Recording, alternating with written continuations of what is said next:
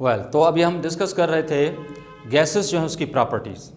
अच्छा, गैसेस की जो प्रॉपर्टीज़ हैं इनको और भी ज़्यादा एक्सटेंड कर सकते हैं हम, बाकी जो स्टेट्स हैं मैटर की उसके साथ हम कंपेयर भी कर सकते हैं, ठीक है, ताकि आपको एक थारोली आपको एक आइडिया आपको मिले कि हम गैसेस की प्रॉपर्टीज़ को कहाँ देखते हैं और बाकी स्टेट कहाँ खड़ी हैं।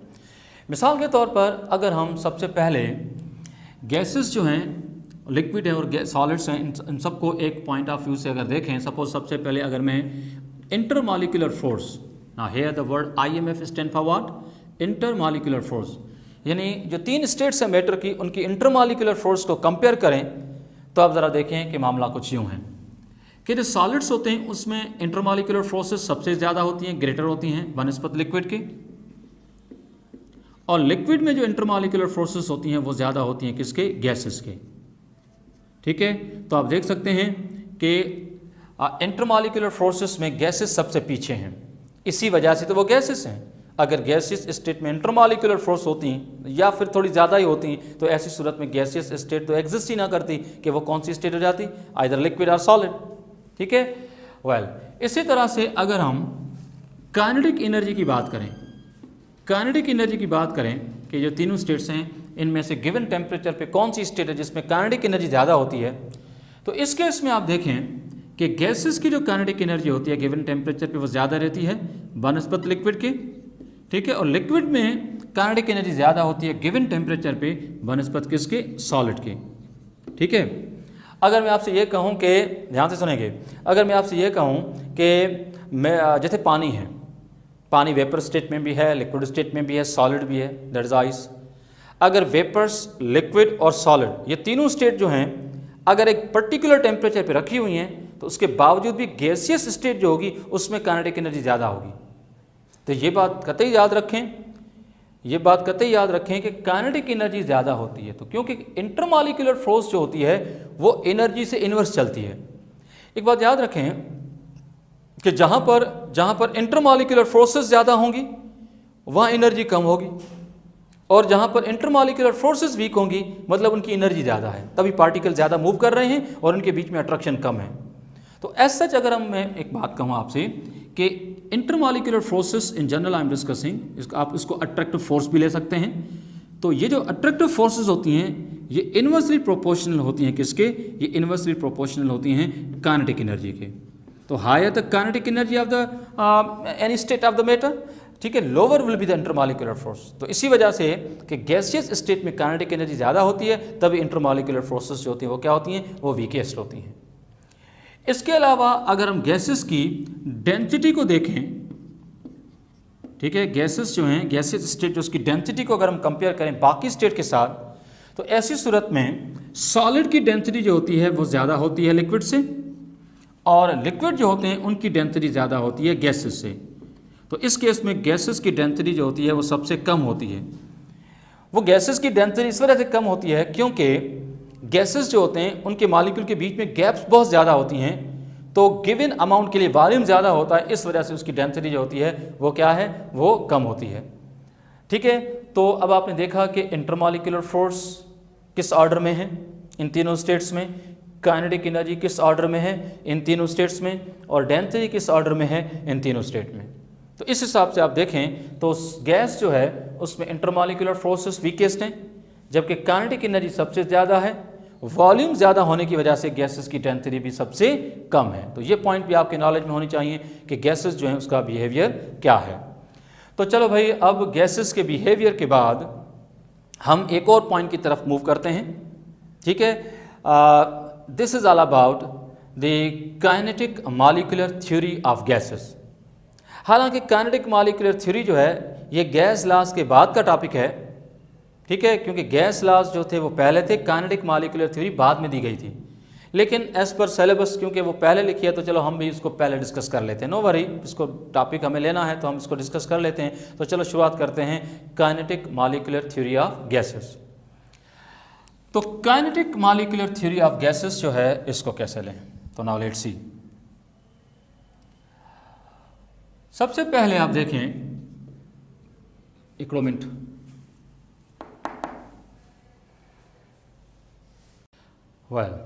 तो चलो चलते हैं एक और टॉपिक की तरफ, and that is kinetic molecular theory. Kinetic molecular theory जो है, it describe the gaseous state on the basis of molecular motion. यानी काइनेटिक मॉलिक्यूलर थ्योरी जो है, इसमें हम गैसियस स्टेट को जब हम एक्सप्लेन करेंगे तो we will explain the gaseous state on the basis of molecular motion. कि आप सब जानते हैं कि यहाँ पर काइनेटिक जो है, now that describe the motion, and that kinetic that is present in the molecules, and molecules are what? Gases. So we are calling it kinetic molecular theory of gases. तो काइनेटिक मॉलिक्यूलर थ्योरी जो है gases की, इसके postulates क्या हैं वो सारे मैं वन बाय वन डिस्कस कर रहा हूं यहाँ पर, तो ज़रा ध्यान से सुनेंगे। काइनेटिक मॉलिक्यूलर थ्योरी जो है, इसका सबसे पहला पोस्टुलेट तो ये है कि gases are composed of tiny particles, and these tiny particles are called molecules. Gases are composed of what? Gases are composed of tiny particles, and these tiny particles जो हैं इनको क्या बोलते हैं? Molecules. Number 1। Number 2, second point ये है कि gas molecules are in constant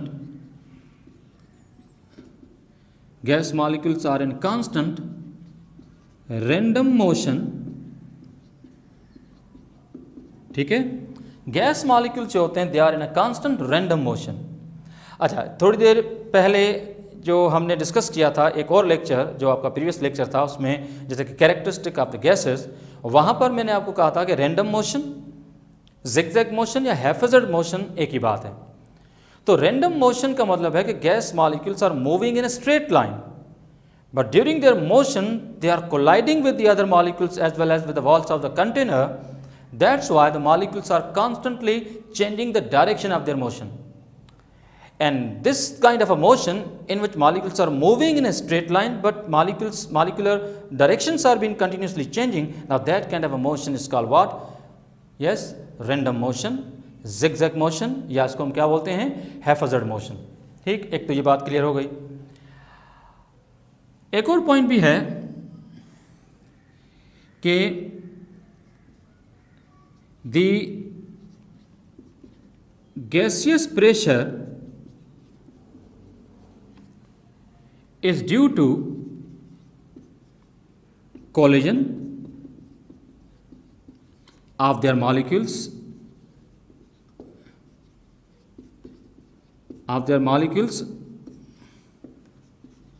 with the walls of the container। क्योंकि गैस के मॉलिक्यूल्स जो होते हैं वो कांस्टेंट रैंडम मोशन में हैं, and because of their motion they may collide with one another as well as with the walls of the container। when the gas molecules are colliding with the walls of the container they are exerting the pressure। Gas का जो pressure है वो किस वजह से है? Molecular collision की वजह से है। ठीक है, this is one of the way of describing the KMT, ये भी एक पोस्टुलेट है। लेकिन इसमें एक बात याद रखनी है, वो ये कि कोलिजन्स आर परफेक्टली इलास्टिक। ये जो कोलिजन्स होती हैं ये क्या होती हैं? ये परफेक्टली इलास्टिक होती हैं। Now here the word elastic is being used. तो वर्ड इलास्टिक जो है इसका मतलब क्या है, जरा देखें कि इलास्टिक कोलिजन जो होती हैं इसका मतलब है नो लॉस और gain of energy during collision जो होती हैं अगर वो इलास्टिक हैं, there will be no loss and no gain of energy during collision when the system is isolated। जब सिस्टम जो होगा वो क्या होगा? आइसोलेटेड होगा। मतलब गैस एक कंटेनर में फिल्ड है, अगर वो सिस्टम आइसोलेटेड है दैट मीन्स कि सिस्टम में ना एनर्जी इन होती है बाहर से, सराउंडिंग से, और ना जो है आपका जो सिस्टम है उसमें से एनर्जी निकल के बाहर जाती है, तो ऐसी सूरत में जब एक आइसोलेटेड सिस्टम होगा तो ऐसी सूरत में सिस्टम के अंदर जो जितनी भी गैस की अमाउंट पड़ी है वो मॉलिक्यूल जो होंगे वो कॉन्स्टेंटली मूव कर रहे होंगे, और उस मोशन के दौरान मॉलिक्यूल्स जो होंगे उसकी एनर्जी बिफोर कोलिजन और मॉलिक्यूल्स जो हैं उनकी एनर्जी आफ्टर कोलिजन वो सेम रहेगी। इट्स जस्ट लाइक दैट कि जैसे आपने फिजिक्स में पढ़ते हैं कि before and after collision momentum is conserve, तो very much like that before and after the collision total energy of the gas remain same, remain constant, there will be no change। क्यों? क्योंकि ना system से energy जा रही है ना system में एनर्जी आ रही है, इस वजह से कि सिस्टम आइसोलेटेड है। तो ये बात याद रखनी है कि केमिस्ट्री कहती है कि जब सिस्टम आइसोलेटेड होगा तो गैस के मॉलिक्यूल कॉन्स्टेंटली मूव कर रहे होंगे, पर उनकी मोशन जो होंगी वो इलास्टिक होंगी, और क्योंकि इलास्टिक होंगी तो सिस्टम की एनर्जी में कोई भी चेंज नहीं आएगी। लेकिन सिस्टम के अंदर जितने भी मॉलिक्यूल पड़े हैं वो एक दूसरे को एनर्जी ट्रांसफर कर रहे होंगे, लेकिन टोटल एनर्जी जो होगी सिस्टम की वो पहले कोलिजन से पहले और कोलिजन के बाद वो सेम रहेगी। तो ये बेसिक थीम है इस पूरी पॉइंट को समझाने की। आई थिंक ये बात होपफुली आप समझ गए होंगे कि इलास्टिक कोलिजन्स क्या हैं। ठीक है, एक और पोस्टुलेट की तरफ बढ़ते हैं कि average distance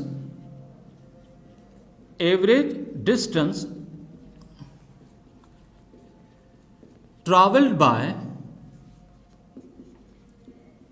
by the gas molecules, या इसको यूं लिख सकते हैं traveled by the two gas molecules just before collision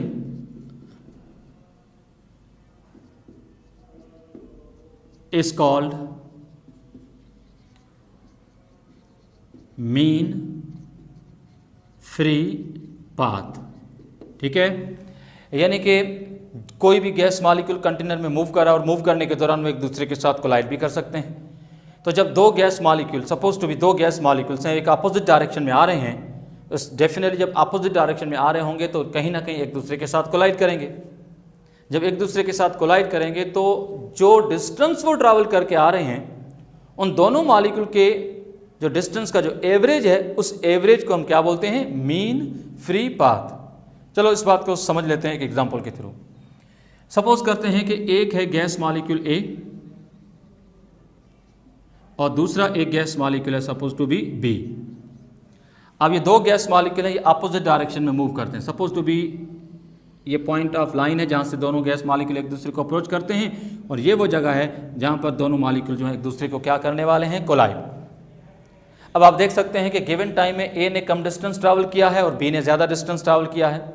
तो शायद इसकी वजह ये होगी कि जो सिस्टम में गैस थी उस गैस में बी मॉलिक्यूल जो उसकी एनर्जी थोड़ी सी ज़्यादा रही होगी, इस वजह से उसकी वेलोसिटी ज़्यादा रही है। ठीक है, और ए की एनर्जी कम होगी तो उसकी वेलोसिटी थोड़ी सी कम है। तो गिवन टाइम में बी ने ज़्यादा डिस्टेंस ट्रैवल किया, ए ने कम किया।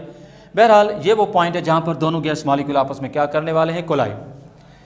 ठीक है, अब जहाँ पर ये दोनों कोलाइड करेंगे, ठीक है, तो फर्ज कर लेते हैं कि गैस ए ने जो डिस्टेंस ट्रैवल किया है वो किया है 2 सेंटीमीटर और गैस बी ने जो डिस्टेंस ट्रैवल किया है वो सपोज किया है 4 सेंटीमीटर। तो इंडिविजुअल डिस्टेंस जो ट्रैवल किए हैं वो आपके सामने हैं, एक ने 2 किया और एक ने 4 किया। तो अगर हम दोनों डिस्टेंसेस का अगर हम एवरेज निकालें, now average came out to be 3 centimetre, क्योंकि 2 + 4 6 हो जाएगा, 6 को 2 से डिवाइड करेंगे आंसर क्या आएगा? 3 सेंटीमीटर। तो 3 centimetre is the mean free path, the average distance travel by the two gas molecule just before collision. ठीक है, तो आई होप सो कि ये पॉइंट आपको समझ आ गई होगी। हम एक और पोस्टुलेट की तरफ बढ़ते हैं, केमिस्ट्री कंटिन्यू है। अब आप देखें कि एक पोस्टुलेट ये है कि gases can be compressed to negligible volume, यानी किसी भी गैस को हम कंप्रेस करके उसके वॉल्यूम को रिड्यूस कर सकते हैं, लेकिन वॉल्यूम को इतना रिड्यूस करते हैं कि वो नेग्लिजिबल हो जाए। इस पर्टिकुलर पोस्टुलेट को समझने के लिए हमें एक और पोस्टुलेट को थोड़ा सा जहन में रखना होगा, और वो सेकंड पोस्टुलेट जो इससे रिलेटेड है वो ये है कि actual volume actual volume of the gas molecules is negligible as compared to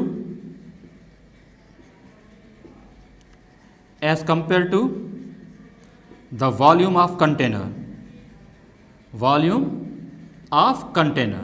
यानी कंटेनर जिसमें गैस को रखा गया है उस कंटेनर का वॉल्यूम जो होगा वो कई गुना ज़्यादा होगा बनस्पत गैस मॉलिक्यूल के एक्चुअल वॉल्यूम के। अच्छा, इस बात को समझने के लिए चलो चलते हैं आगे। तो आप ज़रा देखें कि आगे की कहानी क्या है। फर्ज कर लेते हैं कि हमारे पास एक कंटेनर है, एक फर्जी कंटेनर हमने लिया है, ठीक है।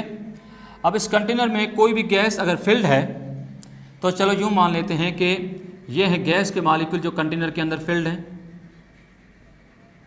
ठीक है। पर आप जानते हैं कि गैस जिस कंटेनर में रखी गई है, गैस के मॉलिक्यूल इस पूरे कंटेनर के अंदर फैले हुए होंगे। जो कंटेनर का वॉल्यूम है, गैस का वॉल्यूम वही है, लेकिन आप ये भी तो जानते हैं कि गैस जो होती है उसके मॉलिक्यूल बहुत ज़्यादा टाइनी होते हैं। The size of the gas molecule is almost negligible.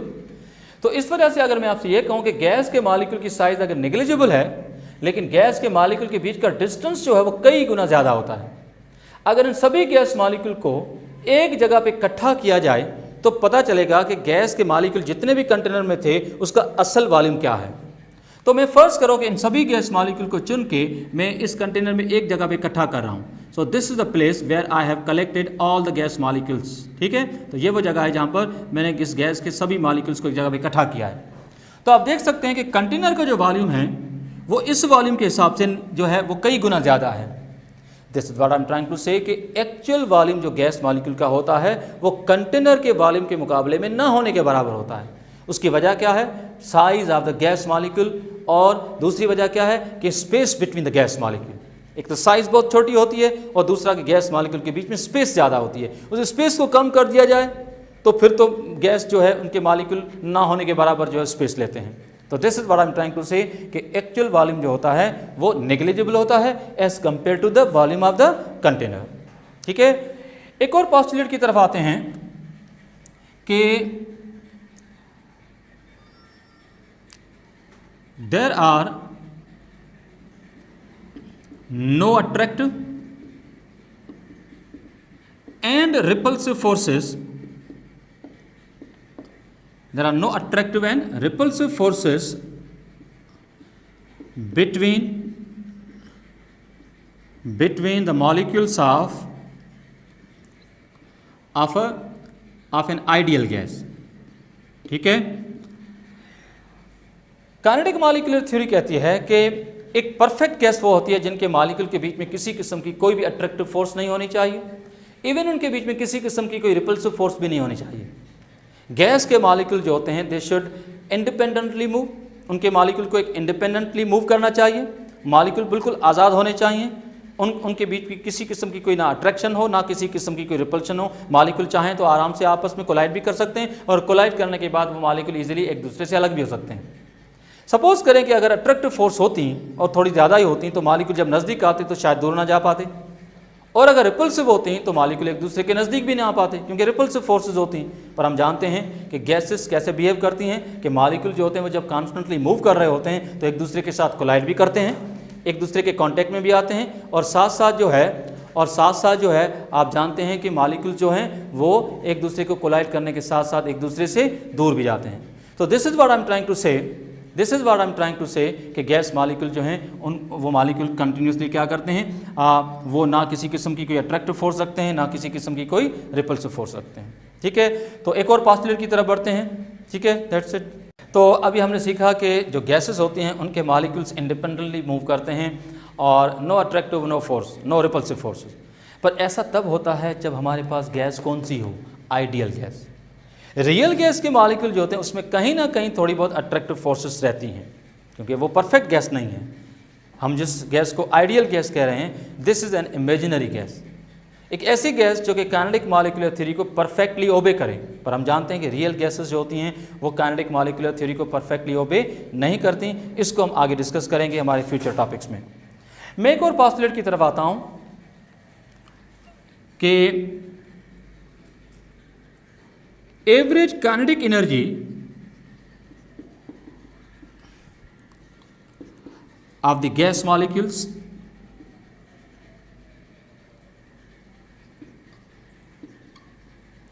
is directly proportional to the absolute temperature.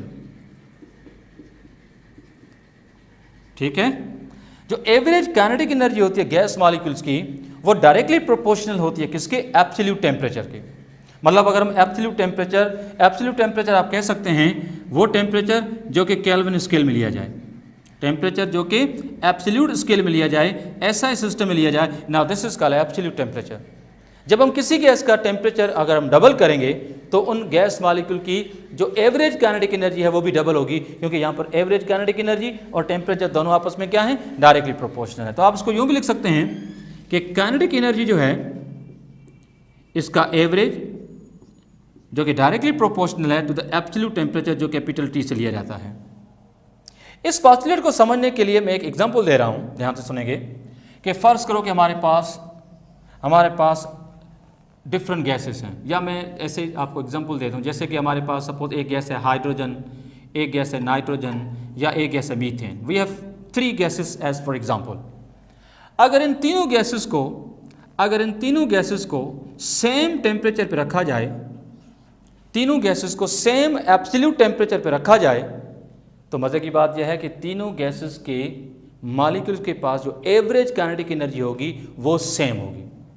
यानी चाहे वो गैस कोई भी हो, उसका मॉलिक्यूलर मास भी कुछ भी हो, इससे कोई इशू नहीं है।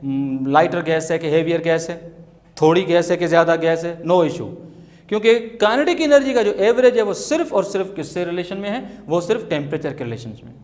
तो ये मेरे ख्याल में बात क्लियर होनी चाहिए कि when the various gases are kept at the same temperature then different gases have the same average kinetic energy. तो भाई ये हैं चंद postulates regarding to the kinetic molecular theory. अब काइनेटिक मॉलिक्यूलर थ्योरी के बाद हमारा जो नेक्स्ट लेक्चर रहेगा उसमें हम डिस्कस करेंगे गैस लॉज को। जैसे आप जानते हैं Boyle's law, Charles law, Avogadro's law, फिर कंबाइंड गैस लॉ। तो ये हमारा नेक्स्ट लेक्चर होगा। That's it for today. Thank you. अल्लाह हाफिज़।